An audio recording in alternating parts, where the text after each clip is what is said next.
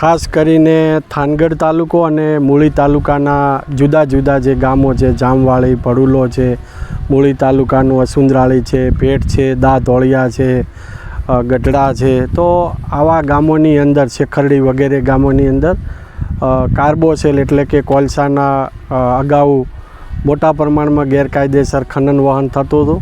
આ તમામ કૂવાઓ ઉપર અમારી નાયબ કલેક્ટર પ્રાંત ચોટીલાની ટીમ, મામલાદાર થાનગઢ, મૂળી, ચોટીલાની સંયુક્ત ટીમો દ્વારા અનેક રેડો પાડી અનેક જથ્થાઓ જપ્ત કરી આ સંપૂર્ણ બંધ કરાવેલું છે.